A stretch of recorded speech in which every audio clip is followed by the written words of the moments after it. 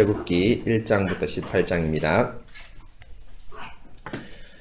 모세의 장인이며 미디안 제사장인 이드로가 하나님이 모세에게와 자기 백성 이스라엘에게 하신 일, 곧 여호와께서 이스라엘을 애굽에서 인도하여 내신 모든 일을 들으니라.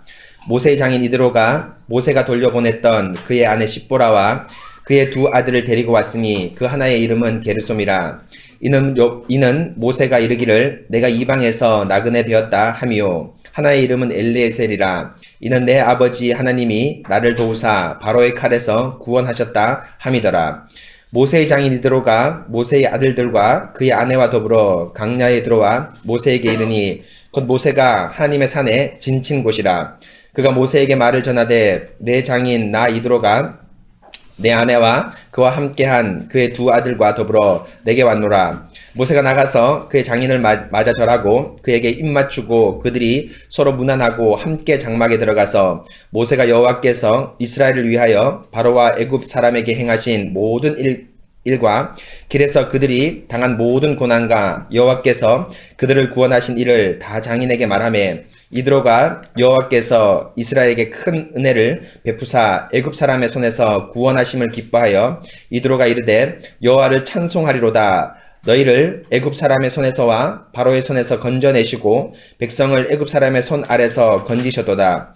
이제 내가 알았도다. 여호와는 모든 신보다 크심으로 이스라엘에게 교만하게 행하는 그들을 이기셨도다 하고, 모세의 장인 이드로가 번제물과 희생제물을 하나님께 가져오매 아론과 이스라엘 모든 장로가 와서 모세의 장인과 함께 하나님 앞에서 떡을 먹으니라. 이튿날 모세가 백성을 재판하느라고 앉아있고 백성은 아침부터 저녁까지 모세 곁에 서 있는지라. 모세의 장인이 모세가 백성에게 행하는 모든 일을 보고 이르되 내가 이 백성에게 행하는 이 일이 어찌 됨이냐? 어찌하여 내가 홀로 앉아있고 백성은 아침부터 저녁까지 내 곁에 서 있느냐? 모세가 그의 장인에게 대답하되 백성이 하나님께 물으려고 내게 오미라. 그들이 이 일이 있으면 내게로 오나니 내가 그 양쪽을 재판하여 하나님의 율례와 법도를 알게 하나이다. 모세의 장인이 그에게 이르되 내가 하는 것이 옳지 못하도다. 너와 함께한 이 백성이 필경 기력이 쇠하리니 이 일이 내게 너무 중함이라. 내가 혼자 할 수 없으리라. 이제 내 말을 들으라. 내가 내게 방침을 가르치리니 하나님이 너와 함께 계실지로다. 너는 하나님 앞에서 그 백성을 위하여 그 사건들을 하나님께 가져오며 그들에게 율례와 법도를 가르쳐서 마땅히 갈 길과 할 일을 그들에게 보이고, 너는 또 온 백성 가운데 능력 있는 사람들 곧 하나님을 두려워하며 진실하며 불의한 이익을 미워하는 자들을 살펴 백성 위에 세워 천부장과 백부장과 50부장과 10부장을 삼아 그들이 때를 따라 백성을 재판하게 하라. 큰 일은 모두 내게 가져갈 것이요 작은 일은 모두 그들이 스스로 재판할 것이니 그리하면 그들이 너와 함께 담당할 것인즉 일이 내게 쉬우리라. 내가 만일 이 일을 하고 하나님께서도 내게 허락하시면 내가 이 일을 감당하고 이 모든 백성도 자기 곳으로 평안히 가리라. 이에 모세가 자기 장인의 말을 듣고 그 모든 말대로 하여 모세가 이스라엘 무리 중에서 능력 있는 사람들을 택하여 그들을 백성의 우두머리 곧 천부장과 백부장과 50부장과 10부장을 삼음해 그들이 때를 따라 백성을 재판하되 어려운 일은 모세에게 가져오고 모든 작은 일은 스스로 재판하더라. 모세가 그의 장인을 보내니 그가 자기 땅으로 가니라. 아멘. 하나님께 기도하겠습니다. 하나님 아버지 감사합니다. 하나님께서 저희들을 그리스도 예수 안에서 성령님의 효과적인 부르심으로 부르시어 이렇게 하나님께 예배드릴 수 있는 거룩한 백성 삼아주심을 감사합니다. 주님, 하나님께 예배드리고 이 천상의 말씀을 듣는다는 것 얼마나 감격스럽고 놀라운 일인지요. 세상의 사람들은 진리를 찾아서 또 자신의 만족을 찾아서 여기저기 다니고 또 여러 가지 것들을 구하지만 결국 그들에게 들리는 것은 바로 자신의 욕망을 위한 추구이며 하나님의 진실한 음성은 어떤 곳에도 없습니다. 주님, 이렇게 하나님의 말씀을 저에게 들려주시고 죄악된 심령을 거룩하게 살아가게 하신 것 감사합니다. 하나님, 오늘 이 거룩한 예배 또 하나님 말씀 앞에 저희가 섰습니다. 두렵고 떨림으로 이 예배 앞에 설 수 있도록 도와주시고 특별히 오늘 18장 말씀을 통하여서 하나님께서 우리에게 주시고자 하는 말씀이 무엇인가를 마음 깊이 잘 새길 수 있도록 은혜를 더하여 주옵소서. 말씀을 듣는 모든 회중이나 또 선포하는 저에게 성령 하나님께서 온전히 임하여 주셔서 말씀이 하나님의 은혜의 방편으로 효과적으로 사용될 수 있도록 역사하여 주시옵소서. 오늘 말씀 시간, 예배 시간 온전히 주님께 맡기오며 거룩하신 우리 주 예수 그리스도 이름으로 기도합니다. 아멘. 사랑하는 성도 여러분, 오늘 하나님의 말씀은 출애굽기 18장의 말씀입니다. 지난 주일에 제가 20장, 19장의 시내산 그 언약을 설교한다고 말씀드렸는데, 제가 한 주간 말씀을 묵상하면서 이 18장의 말씀은 참 쉽지 않은 말씀이죠. 모세가 재판하는 말씀인데, 갑자기 이 말씀이 19장의 시내산 언약에서 왜 있게 되었는지를 참 제 스스로가 많이 궁금했습니다. 궁금하고, 또 이 기회가 아니면은 이렇게 말씀을 집중적으로 연구하고 또 설교할 기회가 또 쉽지 않겠죠. 그래서 말씀을 연구하려고 결심을 했고, 또 말씀을 연구하니 우리 교회에게 주신 아주 귀한 말씀이 있다는 것을 깨닫게 되었습니다. 오늘 18장 말씀을 기억하면서 오늘 같이 하나님의 말씀을 선포하겠습니다. 스크립트 1페이지입니다. 사랑하는 언약교회 성도 여러분, 한 주간 주 안에서 평안하셨습니까? 출애굽기를 통해서 하나님께서 매주 교회에 적실한 말씀을 주셔서 우리에게 나아갈 길을 밝히 비춰주시니 감사합니다. 지난 주일에는 하나님께서 우리 교회에 두려움이라는 큰 말씀을 주셨습니다. 이스라엘은 홍해 사건을 통해 바로를 수장시킴으로 완전한 출애굽을 맛보았습니다. 하나님의 약속에 대한 신실함과 전능함, 그리고 그 약속에 대한 하나님의 전능함은 어떤 것도 막을 수 없다는 것을 홍해 사건을 통해 눈으로 똑똑히 목도하였습니다. 그러나 이런 놀라운 하나님의 약속을 친히 목도한 이스라엘이지만 놀랍게도 광야에서는 전혀 다른 사람들이 되었습니다. 마라에서 쓴물에 대한 불평, 신광야에서 먹을 것에 대한 불평, 르비딤에서는 물 없음에 대한 불평을 쏟아내기 시작합니다. 하나님의 인도하심을 의심하고 심지어는 르비딤에서는 하나님과 다투기까지 합니다. 또 하나님과의 다툼은 중보자 모세를 의심하는 데까지 나갑니다. 하나님은 모세를 통해서만 이스라엘을 인도하시는데 이스라엘은 모세를 수차례 원망하고 불평하면서 하나님이 세운 중보자 직분자 자체를 의심하는 심각한 지경에 이르게 됩니다. 이런 급박한 상황에 교회가 하나님과 다투고 직분자를 원망할 때 바로 그때에 하나님께서는 아말렉과의 전투를 허락하십니다. 아말렉과의 전투를 통해 하나님의 살아계심과 모세의 직분자의 권위를 높이십니다. 하나님의 살아계심은 모세가 여호수아에게 전투를 하라고 명하고 나서 자신은 내일 그리고 하나님의 지팡이를 가지고 산 위에 올라가겠다고 말씀합니다. 당장 전쟁이 진행되고 있는데 왜 내일 그리고 지팡이를 가지고 산 위에 올라갈까요? 그것은 바로 출애굽 당시에 모세의 지팡이, 곧 하나님의 지팡이를 가지고 내일 10가지 재앙을 내렸던 것처럼 지금 그 하나님을 동일하게 임하심을 의미합니다. 또 동시에 아말렉과의 전투에서 모세의 팔을 들고 내림으로 전쟁의 승패가 좌우되었습니다. 이것은 모세에게 전쟁의 전권이 위임된 것을 말씀하는데 바로 직분자 모세의 권위를 하나님께서 높이심을 의미합니다. 광야의 행진이 비록 힘들고 고달프고 여러 가지 곤란한 점이 많을지라도 10가지 재앙을 통해 강대한 바로의 손에서 이끌어내신 하나님만을 의지해야 합니다. 또 그 하나님이 세우신 직분자의 권위를 인정해야 합니다. 하나님께서 아말렉과의 전투를 허락하신 것은 하나님의 권위와 직분자의 권위를 높이시기 위해서입니다. 그럴 뿐 아니라 성도 여러분, 하나님께서 아말렉과의 전투를 여호수아의 귀에 외워 들리게 하라고 말씀하셨습니다. 곧 내가 아말렉을 없이하여 천하의 기억도 못하게 하리라는 이 말씀을 여호수아에게, 그리고 16절에서는 여호와 니시라는 제단을 통해서 여호와가 아말렉과 더불어 대대로 싸우리라는 말씀을 영구히 이스라엘에게 선포합니다. 이것은 아말렉과의 전쟁의 승리를 기념하는 것을 넘어서서 바로 하나님에 대한 두려움이 없는 오고 오는 모든 아말렉을 향한 하나님의 저주의 말씀입니다. 하나님에 대한 두려움이 없는 사람은 누구나 아말렉이 될 수 있습니다. 곧 하나님과 직분자와 다투었던 이스라엘 교회를 향한 말씀입니다. 하나님에 대한 두려움이 없다면 교회도 하나님의 원수, 곧 아말렉이 될 수 있습니다. 사랑하는 성도 여러분, 하나님에 대한 경건한 두려움, 우리 교회가 예수 그리스도가 다시 오실 때까지 반드시 갖춰야 할 신앙의 필수 요소입니다. 하나님과 성도 사이, 또 목사와 성도 사이, 성도와 성도 사이, 남편과 아내 사이, 부모와 자녀 사이에 경건한 두려움으로 가득 차 있어야 합니다. 하나님의 말씀이 들어갈 두려움이라는 공간이 우리 가운데 있어야 합니다. 바로 이것이 이 저주의 말씀, 곧 여호와께서 대대로 아말렉과 싸우리라는 이 저주의 말씀이 우리 교회를 비껴갈 수 있는 유일한 비결입니다. 사랑하는 성도 여러분, 한 주간 경건한 두려움으로 사셨는지요? 이 경건한 두려움을 가지고 오늘 두려움의 자리인 예배에서 하나님의 말씀을 선포하겠습니다. 아멘. 여러분, 지난 시간에 설교의 핵심이라고 얘기한다면 경건한 두려움이 우리와 그리고 우리 성도들 사이에 또 온 교회 사이에 편만하게 임하고 있는가에 대한 겁니다. 사실 여러분, 요즘 행해지는 주일 학교에서 보면 하나님은 경건한 두려움의 대상이라기보다는 만화 캐릭터 같은 걸로 희화화해서 하나님을 가볍게 여기고 또 만홀히 여기는 그런 경향들이 농후합니다.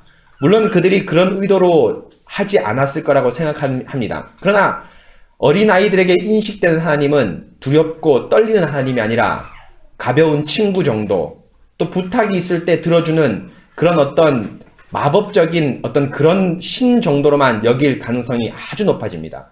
바로 이것이 현대 교회가 가지고 있는 하나님의 두려움이 없고, 또 현대 교회가 바로 지금 시대에 있는 당면한 우리 교회가 아말렉으로 모습이 점점 변하는 모습이 아닐까 싶습니다.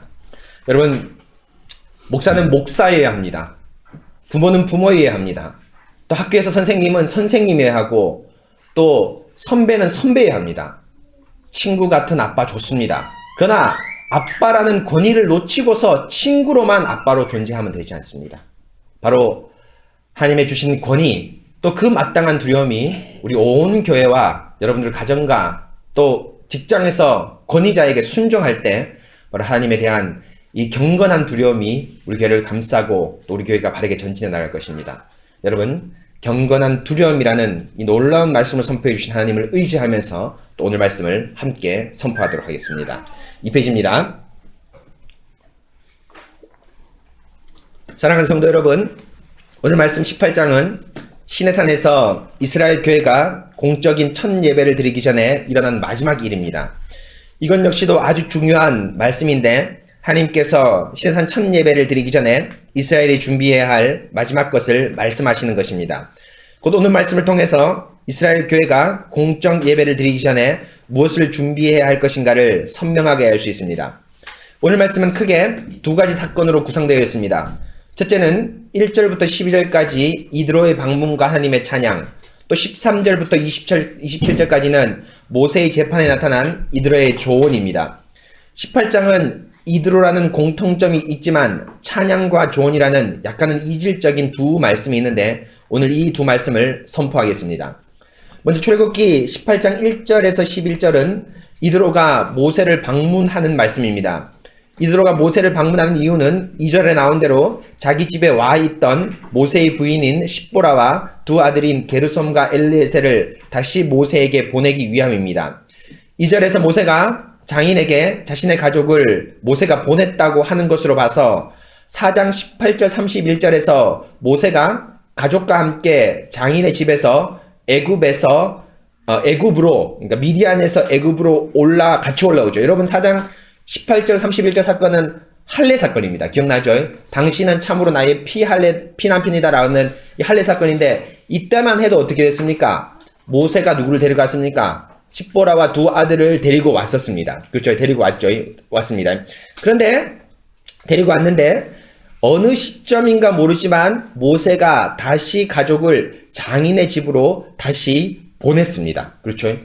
성경에서 어느 시점에 보냈다고 나오지 않습니다. 그런데 아마 그냥 학자들이 추측하기를 엘리에셀의 뜻이 바로의 칼에서 여호와께서 나를 구원하셨다라고 얘기를 하니까 아마 이 피할레 사건 할 때는 피난패 사건 할 때는 둘째 아들 엘리에셀이 잘 보이지 않습니다. 그래서 애굽 땅에서 엘리에셀을 낳고 10가지 재앙을 지나고 나서 홍해 사건 어느 부근에 다시 모세의 가족을 보냈다라는 사람도 있고, 아예 처음부터 애굽 땅에서 이 두 아들을 같이 올라왔는데 10가지 재앙이 너무 힘들기 때문에 그 10가지 재앙을 하기 전에 바로를 만나기 전에 보냈다. 이런 다양한 설이 있습니다. 그런데 어느 것도 맞다라고 정확히 얘기할 수가 없습니다. 왜냐하면 성경에서 그에 대한 코멘트가 전혀 언급되지 않기 때문이죠. 여하튼 모세는 할례 사건 그 피난편이라 할 때는 같이 올라왔지만 애굽에서 올라오고 난 이후에 어느 시점인가 아내와 두 아들을 보내고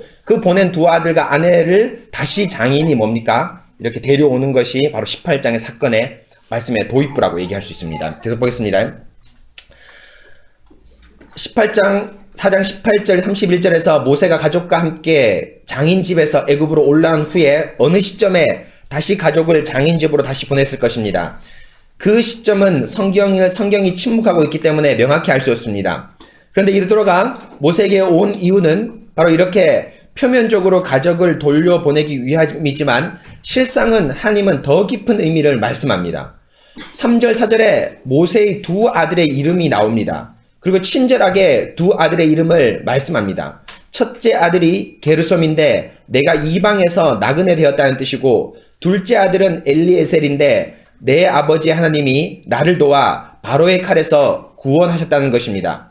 이렇게 두 아들의 이름은 기본적으로 모세의 신앙 여정을 나타내는 이름입니다. 곧 교회의 핍박과 바로의 추방으로부터 나그네가 된 모세의 삶을 게르솜이라는 이름에서 그리고 그 가운데서 교회로 다시 들어와 지도자가 되어 바로의 손에서 이스라엘을 구원하는 것을 엘리에셀이라는 이름에서 알 수 있습니다. 곧 지금까지 모세의 인생을 두 아들의 이름을 통해서 알 수 있고 장인도 자신의 두 손자를 통해서 모세의 형편을 알았을 것입니다. 그런데 성도 여러분, 이 두 아들의 이름은 단지 모세의 개인적인 삶의 역사를 드러내는 것뿐 아니라 지금 이스라엘의 언약의 진전, 구속사의 진전을 말씀합니다. 요셉을 아는 왕 아래서는 보호받는 백성으로 언약의 씨를 증진시켰지만 요셉을 알지 못하는 새 왕으로부터는 이스라엘이 노예로 전락하여 나그네의 삶을 살다가 하나님의 전능한 손길로 말미암아 출애굽하는 놀라운 이적을 경험했습니다. 이드로의 방문은 단지 헤어진 가족을 찾게 하는 일개의 가정사가 아니라 하나님께서 이스라엘을 인도하시는 구속사의 놀라운 진전을 두 아들의 이름을 통해 말씀합니다. 온 이스라엘이 지금 직분자 모세의 가족의 상봉을 보고 있을 터인데 두 아들의 이름을 마음에 새기면서 그들은 자신의 구속사적 위치를 다시 한번 생각했습니다. 그렇죠, 여러분? 이렇게 이 두 아들의 이름이 오늘 명확히 나오는데 여러분, 바로는 아주 중요한 역할, 물론 나쁜 역할을 하지만 아주 중요한 역할을 하지만 바로의 이름이 단 한 번도 등장하지 않습니다. 여러분 무슨 말인지 아시겠죠? 바로라는 건 직명이지 않습니까? 바로가 뭐 람세스라든지 무슨 이름이 한 번도 등장하지 않습니다. 그런데 하나님께서 이 게르솜이라고 하고 또 이 엘리에셀이라는 이름을 이렇게 자세히 명확하게 밝혀주시는 것은 모세의 개인사를 얘기하는 것이 아니라 바로 뭘 얘기합니까? 하나님께서 뭡니까? 이스라엘을 이렇게까지 인도하시는 구속 역사 전체를 이 모세의 두 아들의 이름을 통해서 밝히 보여주고 또 미디안 제사장 이드로가 나오는데요. 출애굽기 15장에 보면 홍해를 건널 때 모세의 노래 가운데 하나님의 온 구속 역사, 이 바로를 쳐부신 구속 역사가 모든 이방 가운데 퍼져나가리라고 하나님께서 모세가 찬송을 합니다. 그런데 그 찬송의 실제적인 성취가 이드로의 이 찬송에서 나오기 시작합니다. 그렇죠? 하나님의 구속 역사가 이렇게 전진하고 있습니다. 그래서 여러분, 이렇게 구속 역사의 전진, 두 아들의 전진을 통해서 두 아들이 하나님께서 어떻게 구속 역사를 전진시켜 나갔는지 이제 계속 보겠습니다. 이름을 통해서요. 4페이지입니다. 이렇게 이드로가 두 아들을 데리고자 모세는 7절에서 장인을 맞이하고 장인을 모시고 장막에 들어갑니다. 그리고 나서 8절에서 장인에게 이제까지 했던 일들을 상세히 고합니다. 여러분 8절 한번 읽어볼까요? 시작.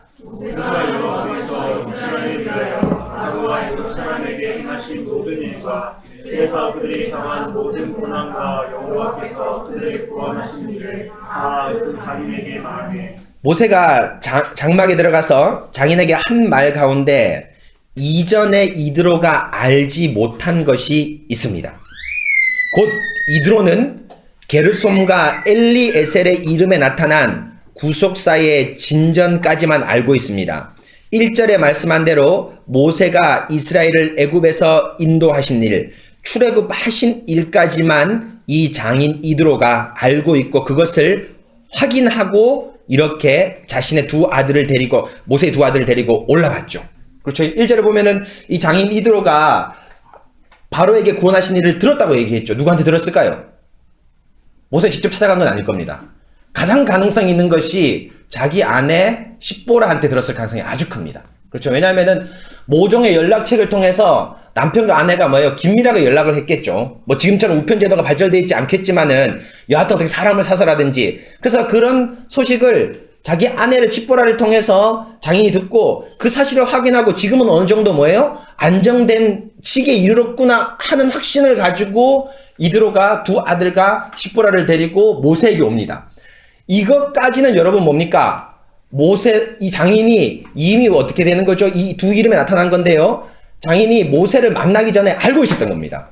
그런데 18장 8절에 보면은 모세가 장인에게 데리고 가서 뭡니까? 장인에게 장막 안에 들어가서 자기에게 이제까지 했던 모든 일들을 다 얘기합니다. 그런데 이 8절에 얘기한 일 가운데 이전에 이드로가 알지 못했던 일들이 나옵니다. 바로 뭘까요?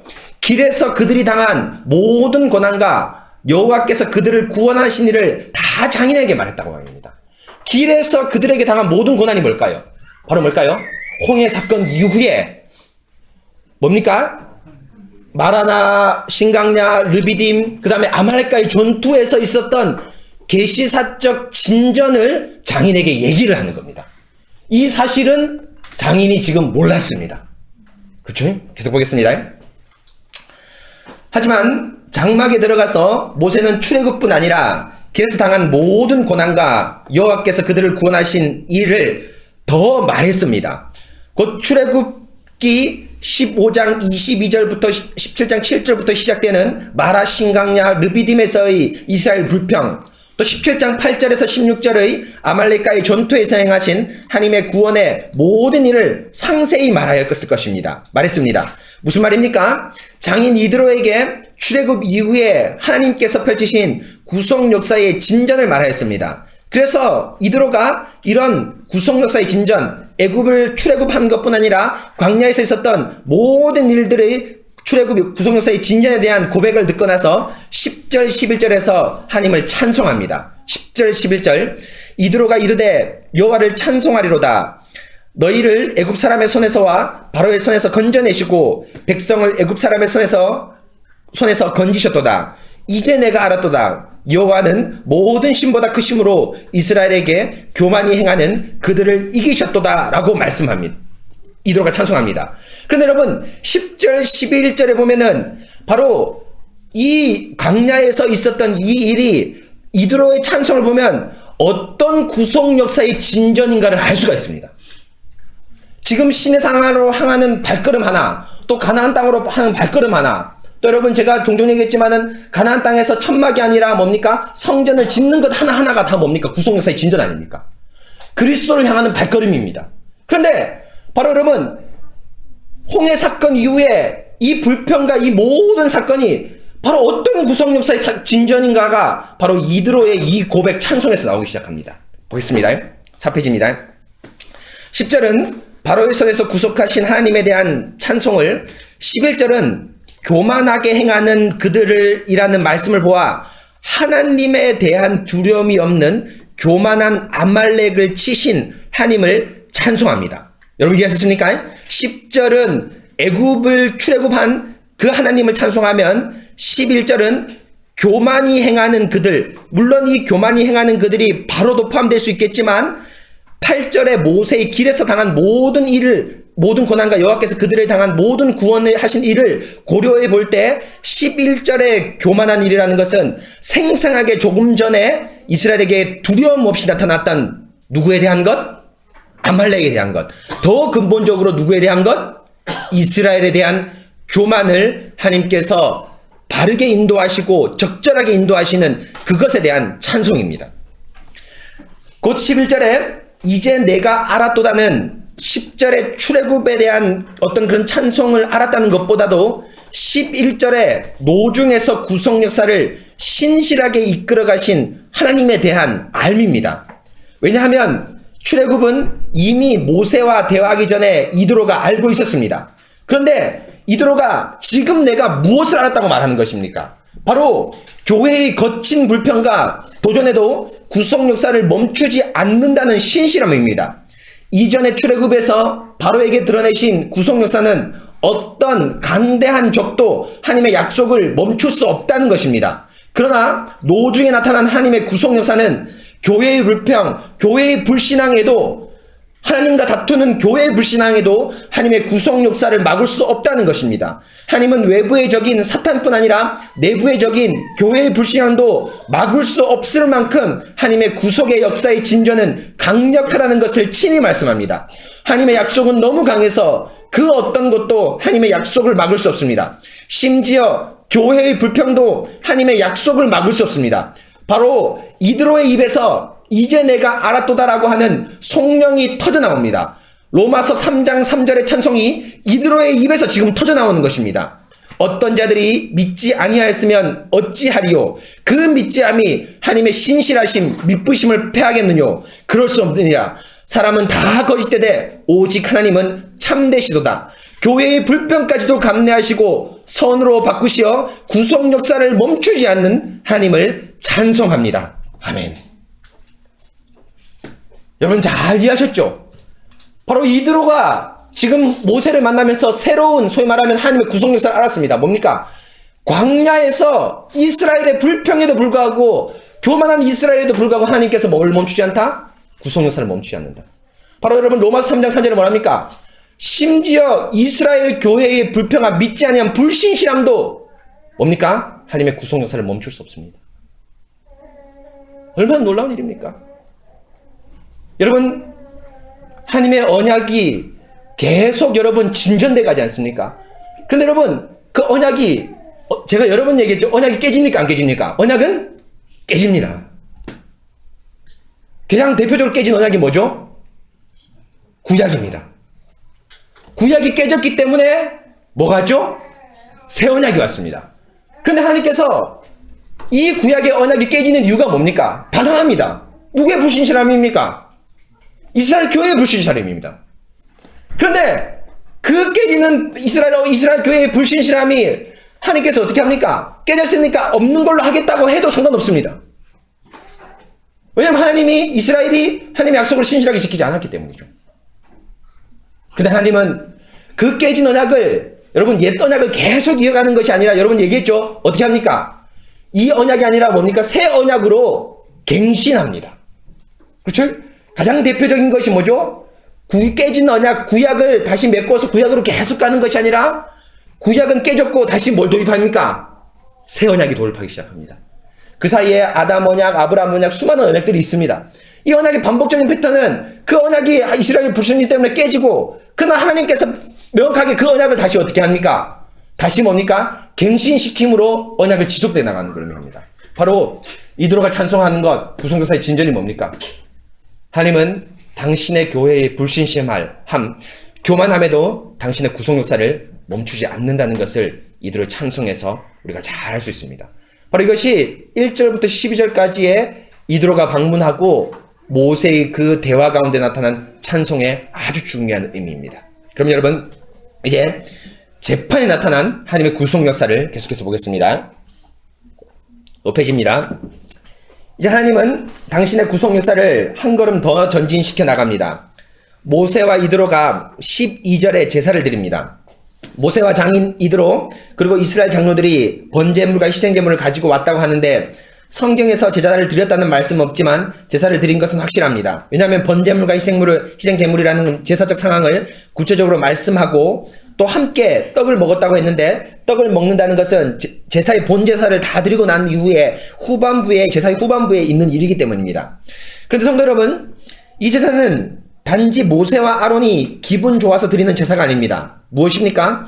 바로 모세가 바로에게 출애굽을 요청하면서 수차례 말한 그 제사입니다. 3장 18절 각주 2번 한번 읽어볼까요? 시작. 그들의 말을 들으니 너는 그들의 장로들과 함께 애굽에 이르기를 이브리 사람의 하나님 여호와께서 우리에게 임하셨은즉 우리가 우리 하나님 여호와께 제사를 드리려 하니 사열이 즉 광야로 가도록 허락하소서 하라. 여러분 이 말이 반복적으로 4번이나 등장합니다.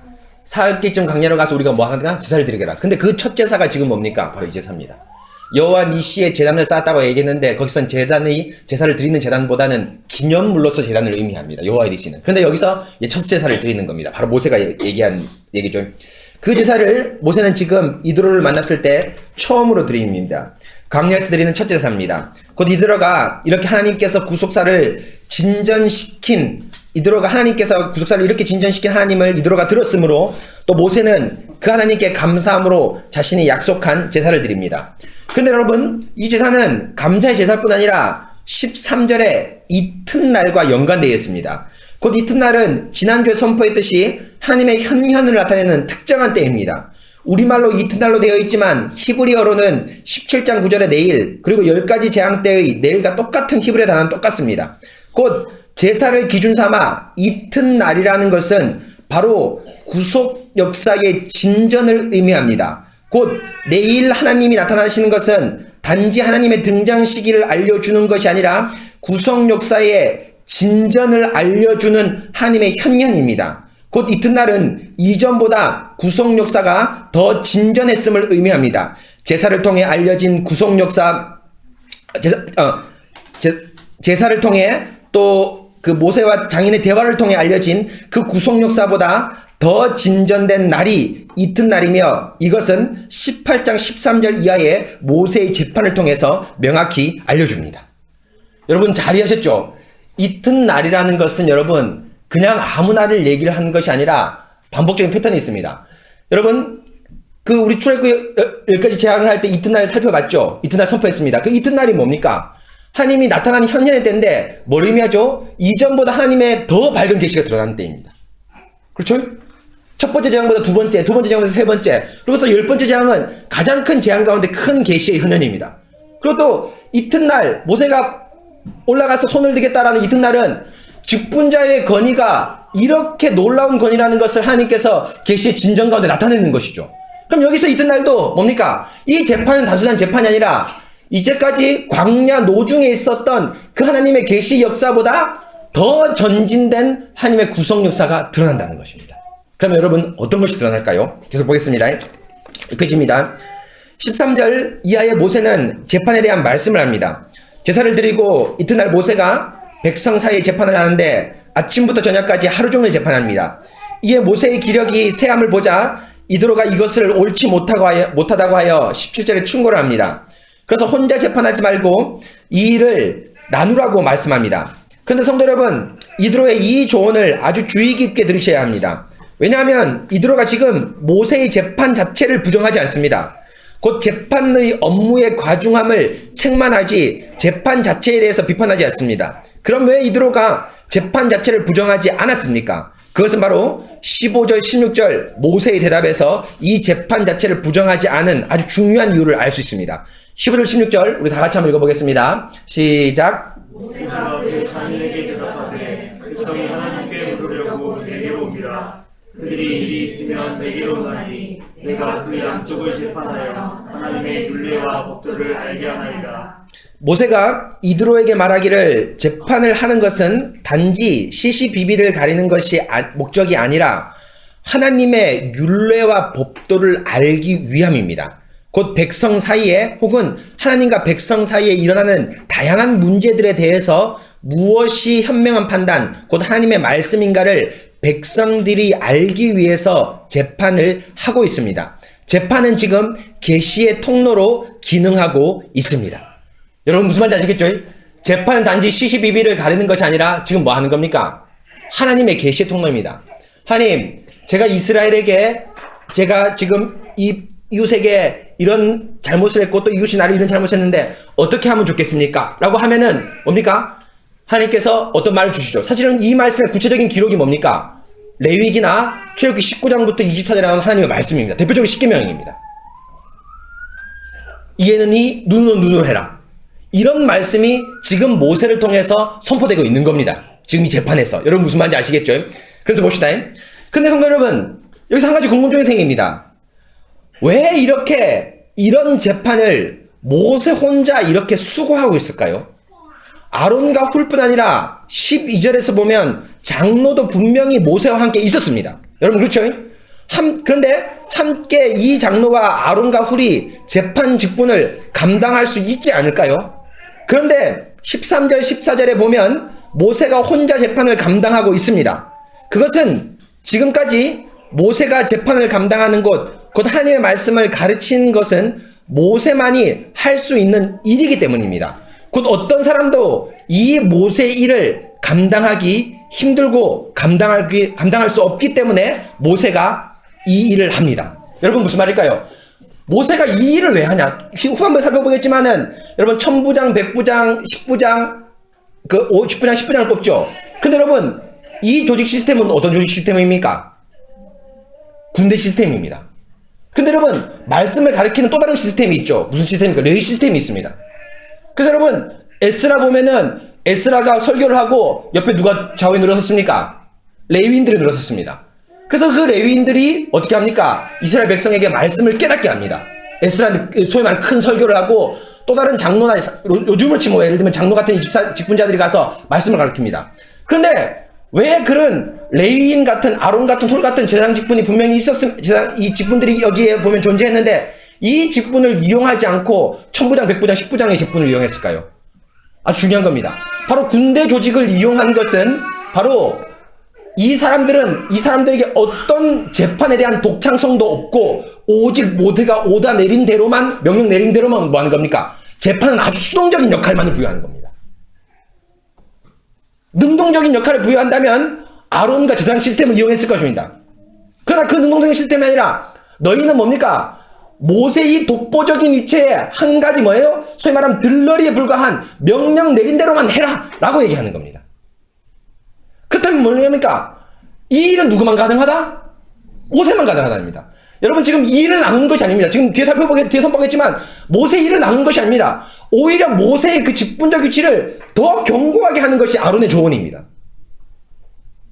그럼 여러분 과연 이 모세의 직분적 위치가 무엇이길래, 물론 모세는 중보자죠. 직분적 위치에 과연 이것이 정체성 핵심이 무엇이길래 왜 이드로가 하나님 말씀을 하는 겁니다. 하나님 말씀하실 때 하기 때문에 이드로가 하는 이런 조언을 이 모세가 받아들이고 또 모세는 그 조언을 능히 받아들일까요? 바로 모세의 직분적 위치에 엄청난 중요성이 있기 때문입니다. 그래서 여러분 이제 출애굽기 2장 11절 보면 모세가 지금 18장에서 재판을 하지만 첫 재판이 사실 어디서 등장합니까? 출애굽기 2장에서 등장합니다. 어떻게 등장하죠? 애굽 사람하고 누구하고 싸울 때? 이스라엘 싸울 때 재판하죠. 어떻게 재판합니까? 애굽 사람 쳐 죽입니다. 또 그 다음날 재판하러 가죠. 누구 재판합니까? 이스라엘과 이스라엘이 재판하려고 할 때 이 재판을 이스라엘 사람이 거부하죠. 네가 어떻게 오늘 우리가 너를 재판장으로 세웠냐 하니까 이 말을 들어서 모세가 어떻게 하죠? 미디안으로 도망가지 않습니까? 이때 이 모세의 직분적 위치, 재판의 위치를 보면 모세의 재판에 얼마나 중요한 것인가를 알 수 있습니다. 그럼 여러분 출애굽기 2장 11절에 나타난 모세의 직분적 재판의 독특성, 아주 중요성, 그리고 사도행전 7장 25절에 이것을 보충 설명하는 것을 함께 같이 읽어볼까요? 2장 11절 7장 25절입니다. 시작. 모세가 장성한 후에 한 번은 자기 형제들에게 나가서 그들이 고되게 노동하는 것을 보더니 어떤 애굽 사람이 한 히브리 사람 곧 자기 형제를 죽인 것을 본지라. 사울을 살펴 사람이 없음을 보고 그 애굽 사람을 쳐 죽여 모래속에 던지니라. 이튿날 다시 나가니 두 히브리 사람이 서로 싸우는지라. 그 잘못한 사람에게 이르되 내가 어찌하여 동포를 치느냐 하매 그가 이르되 누가 너를 우리를 다스리는 자와 재판관으로 삼았느냐. 내가 애굽 사람을 죽인 것처럼 나도 죽이려느냐. 모세가 두려워하여 이르되 일이 탈로 나였도다. 그는 그의 형제들이 하나님께서 자기의 손을 통하여 구원해 주시는 것을 깨달으리라고 생각하였으나 그들이 깨닫지 못하였더라. 출애굽기 2장 11절 이하에 보면 모세의 재판이 나옵니다. 곧 오늘 말씀 18장 13절의 재판이 이번이 처음이 아니고 출애굽기 2장 11절에서 모세가 중보자로 섰을 때 이미 모세는 재판관의 위치에 섰습니다. 곧 시비를 가리고 이를 통해 하나님 말씀을 선포하기 위해서입니다. 그런데 7장 25절에 보면 모세가 애굽 사람을 쳐 죽이는데 이것은 단순한 복수 혹은 시비를 가르는 것이 아니라 하나님의 말씀을 알려주기 위함입니다. 곧 출애굽기 7장 25절에 애굽 사람을 쳐 죽일 때 모세의 목적은 복수가 아니라 하나님께서 자기 손을 통해서 출애굽을 예정해 주셨다는 말씀을 깨달으려고 알려주기 위함입니다. 여러분 무슨 말인지 아시겠죠? 지금 18장에서 똑같이 얘기하죠. 지금 우리 족속 때렸으니까 너 벌받아 복수하는 이런 개념이 아니라 이 애굽 사람을 쳐 죽이면서 모세는 사실 이 애굽 사람을 죽이는 것이 목표가 아니라 뭘 하는 게 목표입니까? 이 핍박당한 이스라엘 사람 통해서 하나님께서 나를 중보자로 세우고 나를 통해서 뭘 하겠다? 출애굽을 하겠다라는 놀라운 계시의 말씀을 전하려고 한 것입니다. 그런데 깨닫지 못했습니다. 이스라엘 사람들이. 바로 이것입니다. 근데 여러분 봅시다. 모세가 이렇게 출애굽을 할 거라고 이스라엘 사람들에게 계시의 말씀을 전하는 것, 이게 목표 아닙니까? 그런데 이 말씀을 모세가 어떻게 알았을까요? 어떻게 알았을까요? 어머니도 몰랐습니다. 여러분 무슨 말인지 아시겠죠? 제 말 무슨 말인지 아시겠죠? 모세는 분명히 지금 하나님의 말씀을 전하려고 지금 애굽 사람을 죽였습니다. 근데 그 전하려는 말씀의 핵심이 뭡니까? 출애굽이 예정되어 있다. 나를 따르라. 소위 말하는 이겁니다. 그런데 자신을 중보자로 세우고 이스라엘이 출애굽하는 걸 어떻게 알았을까요? 물론 간접적으로 하나님께서 아브라함과 이삭과 야곱에 통한 약속을 알았습니다. 그런데 자신이 구원자라는 것, 메시아라는 것, 그 중보자라는 것을 모세가 어떻게 알았을까요? 바로 뭡니까? 모세가 하나님께 직통계시를 받았습니다. 소위 말하면.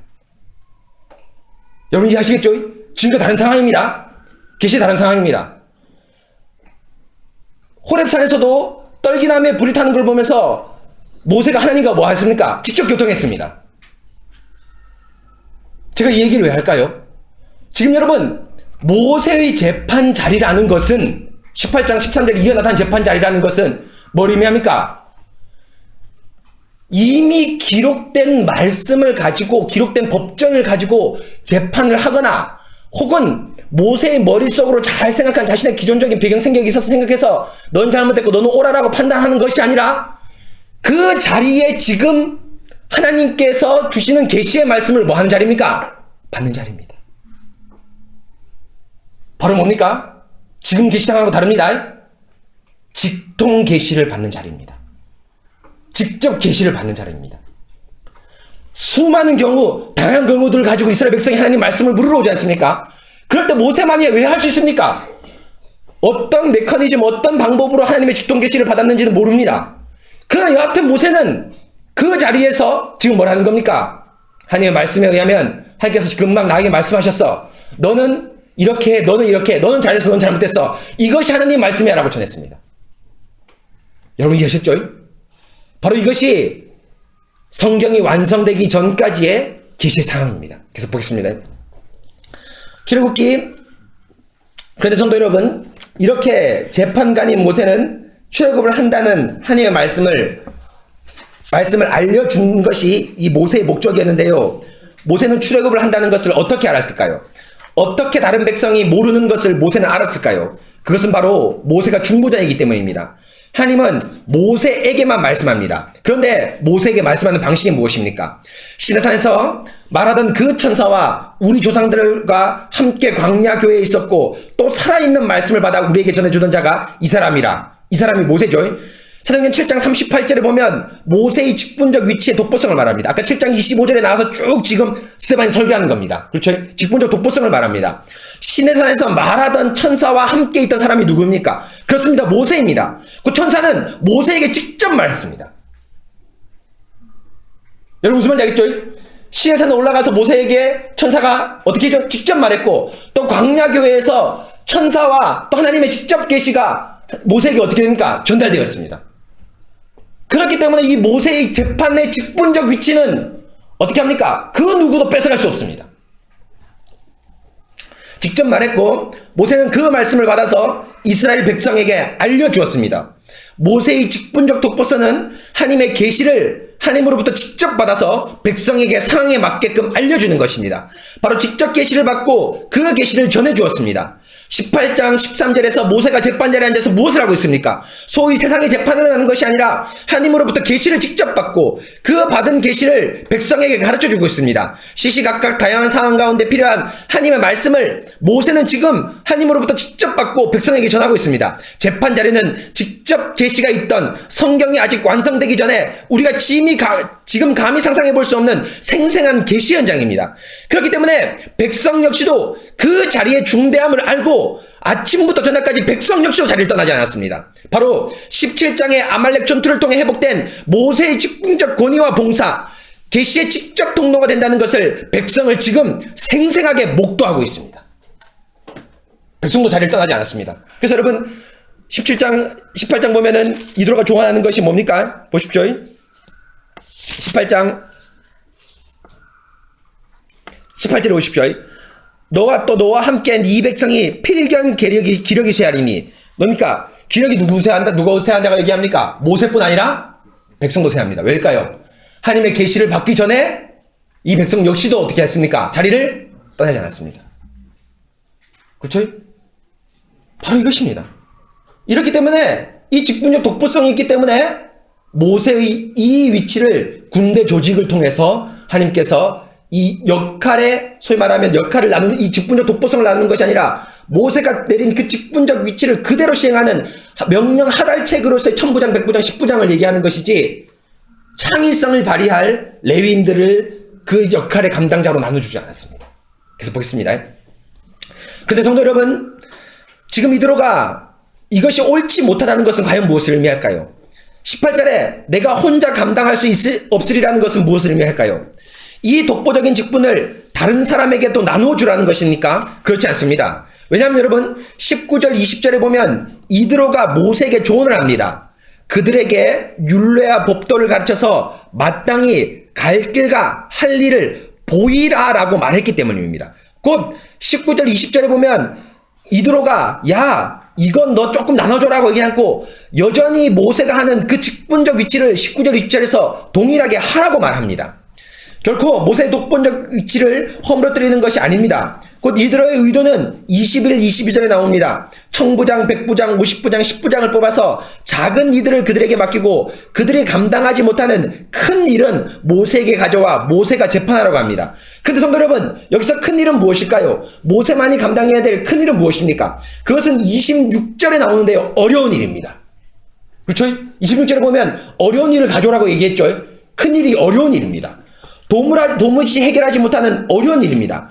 곧 도무지 해결하지 못한 어려운 일, 곧 큰 일은 모세에게 가져오고 나머지 어렵지 않은 일, 천부장, 백부장, 50부장, 10부장이 어렵지 않은 일을 풀어서 하라고 말합니다. 그럼 여러분 어려운 일은 무엇일까요? 그것은 바로 계시가 임하지 않은 사건이나 일에 대한 말씀입니다. 모세가 출애굽기 2장에서 애굽 사람을 쳐 죽일 때 지속적으로 계시를 받아서 하나님의 말씀을 이들에게 알려주었는데 교회가 전진할수록 더 자세하고 더 다양한 경우에 필요한 말씀이 있을 것입니다. 말씀이 필요한 상황을 모세에게 가져오면 모세는 하나님의 계시를 직접 받아서 그들에게 알려줄 것입니다. 그리고 모세가 세운 천부장, 백부장, 50부장, 10부장은 모세의 직접 계시의 역할을 같이 나누는 것이 아니라 이미 받은 계시의 말씀을 바탕으로 판단하는 정말 기계적인 역할에 한정됩니다. 그래서 하나님은 기계적인 명령의 하달의 최우선 조건으로 군대 조직인 천부장, 백부장, 50부장, 10부장을 사용합니다. 곧 이들의 조건 가운데 21절에 하나님을 두려워하는 것인데 구체적으로 누구를 두려워하는 것입니까? 바로 모세를 두려워해야 합니다. 곧 군대의 상관처럼 모세의 계시의 말씀을 충실히 따르는 사람이 이 모세를 일을 같이 할 사람의 가장 중요한 조건입니다. 천부장, 백부장, 50부장, 10부장은 이미 모세를 통해 받은 계시를 수동적으로 판단하는 역할에 불과합니다. 곧 이들의 조언은 모세의 직분적 역할을 나누어 주라는 것이 아니라 보다 더 새로운 계시의 본질적인 부분을 집중하기 위한 조언입니다. 여러분, 백성들이 다양하게 올 것입니다. 근데 그 다양한 경우는 뭡니까? 이미 앞에서 판결했던 부분을 가지고 오는 경우도 있겠죠. 그럴 경우에 있어서는 천부장, 백부장, 10부장을 동원해서 판단하라는 겁니다. 그런데 새로운 계시가 필요한 상황이 있습니다. 그렇죠? 소가 들여받았다. 이거 어떻게 할까?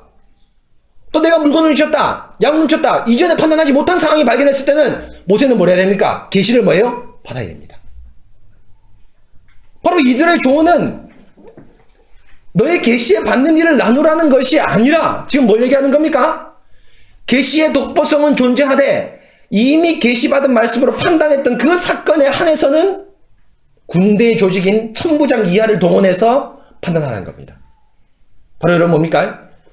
이들의 조언은 바로 모세에게, 이스라엘에게 더 생생한 하나님의 말씀을 전하기 위한 하나님의 조언입니다. 그럼 여러분 보십시다. 이것이 어떻게 시내산 언약과 연관되어 있을까요? 계속 보겠습니다. 9페이지입니다. 성도 여러분, 이런 모세의 직분적 독보성은 무엇을 목표로 하고 있습니까? 그것은 바로 모세를 통해 하나님의 말씀이 이스라엘의 전체에 골고루 퍼지기 위함입니다.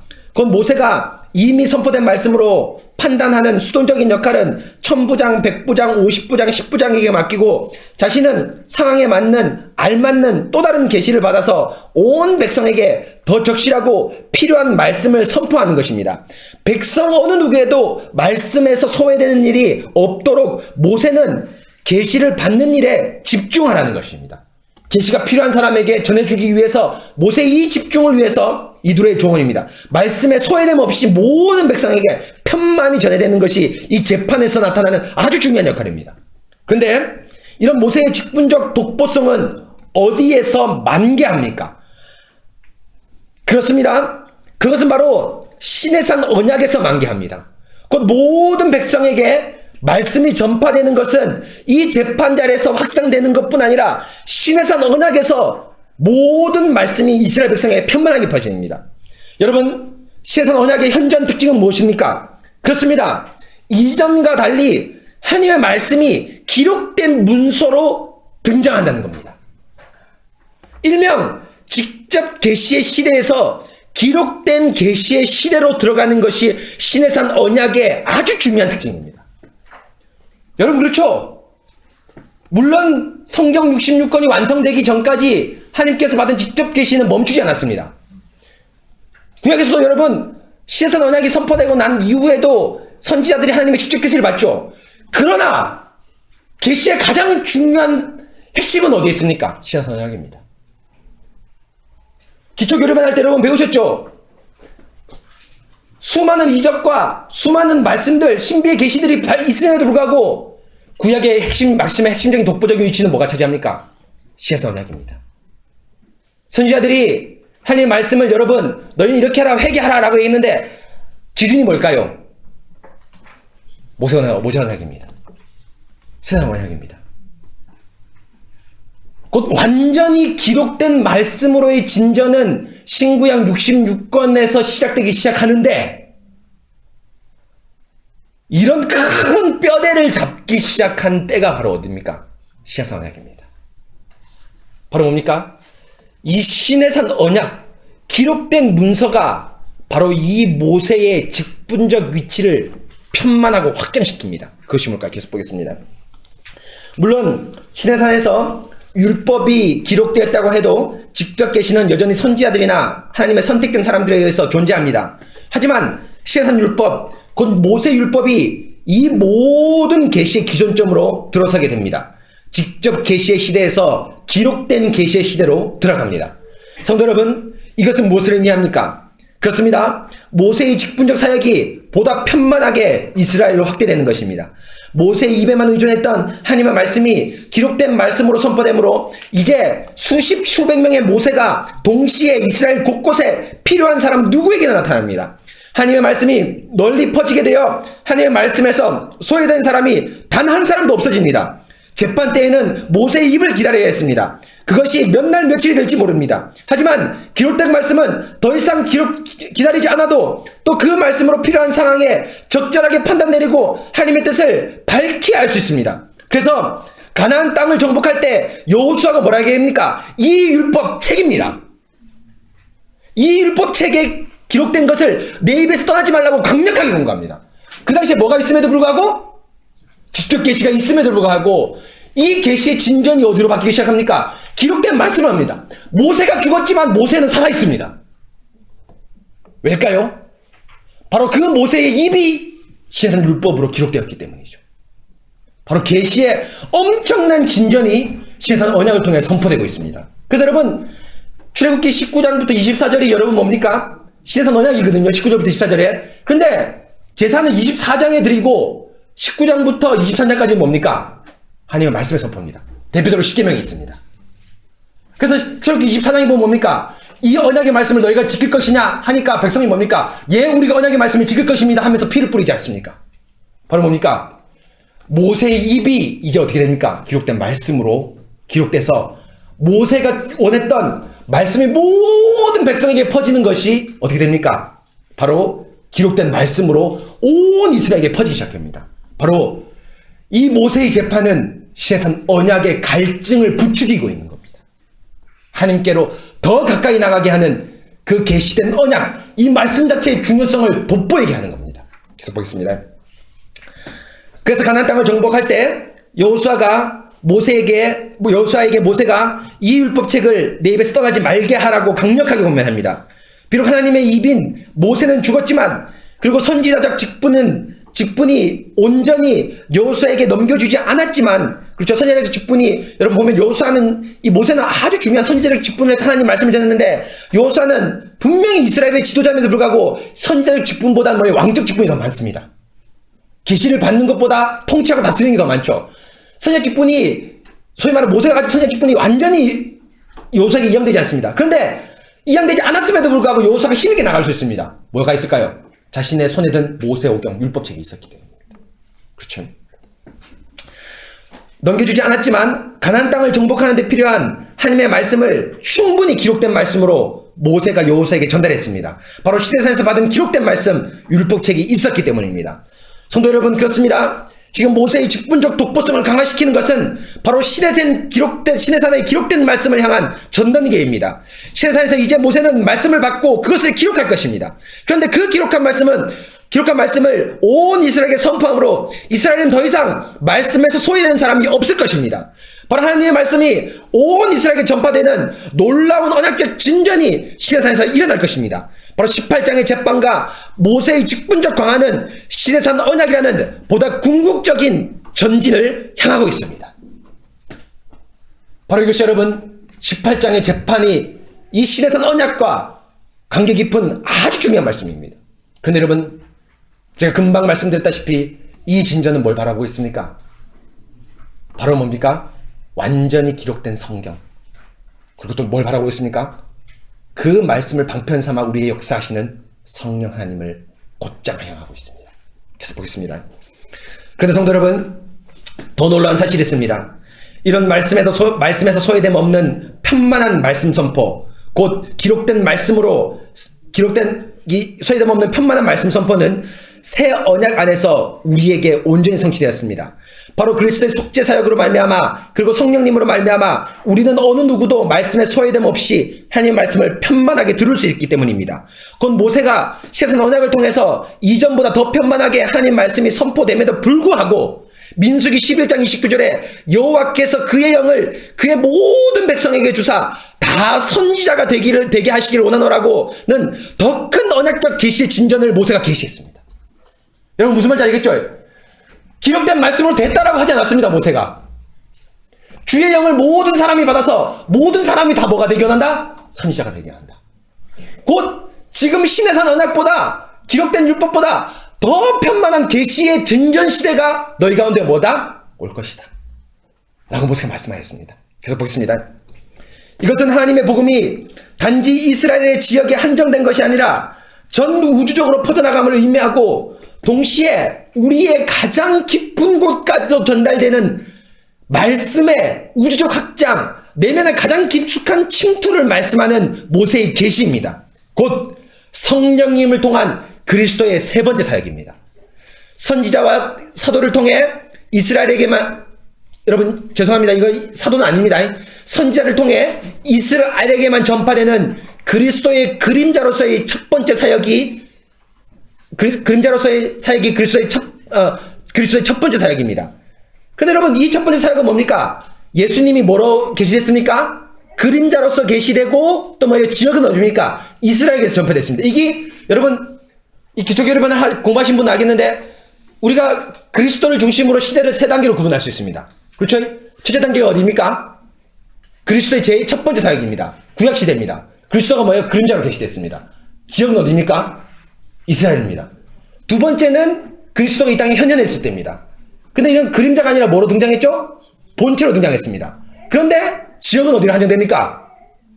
팔레스타인 고지역입니다. 한계가 있습니다. 그런데 마지막 세 번째 사역은 성령으로 하시는 사역인데 어디에? 그리스도가 뭡니까? 계시의 본체이자 그리스도가 우주적으로 또 어디로? 우리의 마음 깊은 곳으로 전파되는 걸 얘기합니다. 바로 모세가 지향했던 것은 뭐입니까? 바로 이 그리스도의 세 번째 사역을 지향하고 있는 겁니다. 선지자를 통해 이스라엘에게 전파되는 그리스도의 그림자로서의 첫 번째 사역, 본체이신 그리스도 예수님이 직접 오셨지만 이스라엘에게만 그리고 외부에게만 전파되는 두 번째 사역. 하지만 첫 번째, 두 번째 한계를 모두 뛰어넘어 이스라엘이라는 한계를 넘고 외부의 한계를 뛰어넘어 전 우주에 그리고 우리의 마음 가장 깊은 곳에서 전파되는 세 번째 사역이 지금의 사역이고 그리스도의 영원한 사역입니다. 곧 말씀의 보편성, 누구에게나 들어가는 침투의 관점에서 본다면 더 이상의 진전이 없습니다. 바로 우리는 최고의 말씀의 편만함, 계시의 우주적 확장과 내면의 침투라는 관점에서 최고의 계시의 시대에 살고 있습니다. 그리스도가 다시 오신 후에도 계시의 편만함은 지금과 동일합니다. 여러분 무슨 말인지 알겠습니까? 세 번째 사역 이후에 네 번째 사역이 있을까요? 없을까요? 없습니다. 예수님이 다시 오실 때도 우리는 어디에 사역에 머물고 있습니까? 그리스도의 세 번째 사역에 머물고 있습니다. 곧 성령님으로 말미암아 하나님의 말씀이 전 우주적으로 퍼질 뿐 아니라 바로 뭐예요?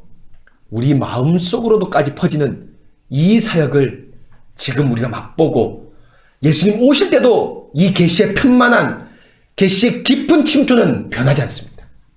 여러분 우리 사실 계시의 절정에 살고 있습니다. 그래서 여러분 뒤에 나오겠지만 보십시오. 사랑하는 성도 여러분, 이런 놀라운 일이 어떻게 가능할까요? 그것은 바로 성령님으로 말미암아 가능합니다. 성령님은 그리스도의 말씀을 온 우주 곳곳 없는 곳이 없게 하셨으며 그 말씀을 우리 마음의 가장 깊은 곳까지 찾아오심으로 신의 산 언약과 비교할 수 없는 말씀의 편만함 그리고 그 깊은 침투를 이루고 계십니다. 이런 성령님의 놀라운 편만함의 은혜, 말씀의 속속들이 되는 이 은혜를 구약의 시인은 시편 139편에서 이렇게 계시합니다. 여러분 이게 탄식이 아닙니다. 그건 시간입니다. 계시입니다. 내가 주의 영을 떠나 어디로 가며 주의 앞에서 어디로 피하오리까? 내가 하늘에 올라갈지라도 거기 계시며 수월에 내 자리를 펼지라도 거기에 계시나이다. 내가 새벽 날개를 치며 바다 끝에 가서 거주할지라도 거기서 주의 손이 나를 인도하시며 주의 오른손이 나를 붙드시나이다. 단순한 시간입니다. 신약의 계시사적 진전을 바라보고 있는 겁니다. 내가 숨을 곳이 없다. 심지어 자신의 마음도 숨을 곳이 없습니다. 왜일까요? 주의 영이 말씀을 들고 우리를 찾아오시기 때문이죠. 그렇습니다. 주의 영, 주의 성령을 피할 방도가 없습니다. 우리가 숨어있는 곳곳에서 성령님께서는 선포된 교회의 말씀을 가지고 찾아오실 것입니다. 가장 은밀한 곳, 여러분의 죄의 현장까지도 찾아가서 여러분들의 숨은 죄를 들춰내고 여러분들을 회개시킬 것입니다. 반대로 여러분들이 하나님 말씀을 따르려 할 때 용기와 격려가 필요한다면 성령님께서는 또한 말씀을 들고 찾아가서 여러분들을 격려해 주시고 용기를 북돋아 주실 것입니다.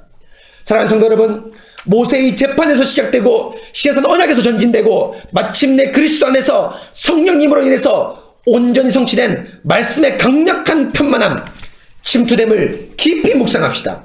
여러분이 죄악이 있는 그곳에, 여러분의 낭망이 있는 그곳에, 신앙의 결단과 용기가 필요한 그곳에, 우리의 모든 생각과 숨소리가 있는 곳곳마다 성령님께서는 말씀을 가지고 찾아가실 것입니다. 그리고 여러분들을 말씀 앞에 벌거숭이로 만들 것입니다. 그리고 여러분을 민낯을 보게 할 것입니다. 그리고 여러분들에게 참된 구원의 소망이신 그리스도를 선포할 것입니다.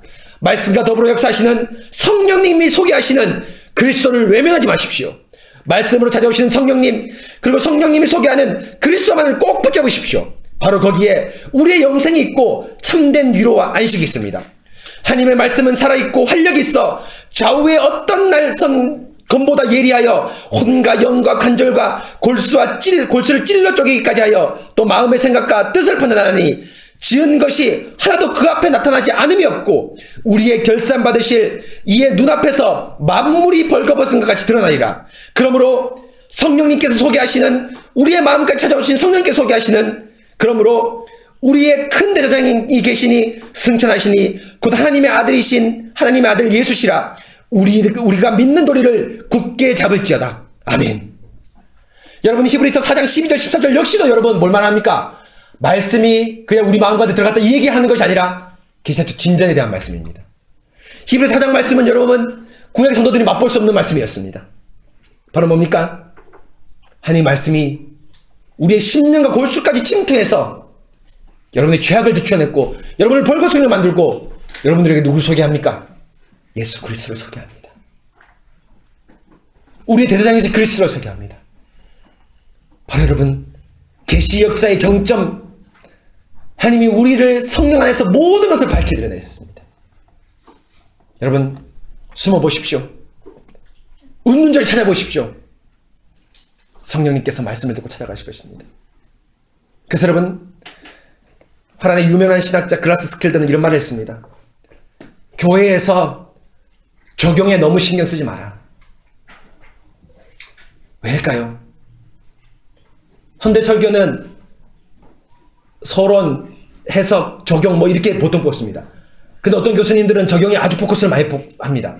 여러분 흔히 배운 큐티에서도 여러분 적용에 아주 많이 포인트가 있지 않습니까? 그런데 스키더가 이렇게 얘기했습니다. 적용에 너무 신경 쓰지 마라. 왜일까요? 성령께서 말씀을 들고 찾아가서 삶의 현장 곳곳에서 말씀을 적용시켜 주실 것이다. 목사는 이 있는 말씀을 바르게 주의하고 설교한다면 제가 찾아가지 못하는 그 현장에 성령님께 찾아가셔서 여러분들의 죄악을 들추어내고 그리스도를 소개하실 것입니다. 여러분 재판 현장에 나타난 말씀의 편만함, 그 편만함이 신에서 성취되고 예수 안에서 성취됐다는 것을 기억하십시오. 여러분 말씀을 들고 찾아가시는 성령님을 외면하지 마시고 그 성령님이 소개하시는 그리스도만을 붙잡고 힘차게 계시 역사 가운데 우리 교회가 전진해 나갑시다. 이 시간 함께 같이 기도하도록 하겠습니다.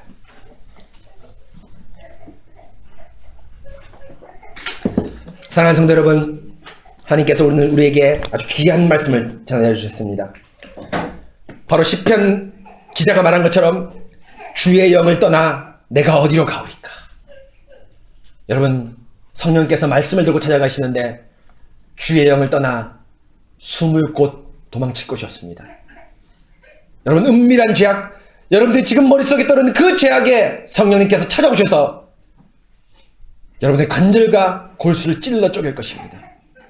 여러분 회개합시다. 그리고 성령님께 소개하시는 그리스도만을 붙잡으시기 바랍니다. 그것에 우리의 믿음과 소망이 있습니다.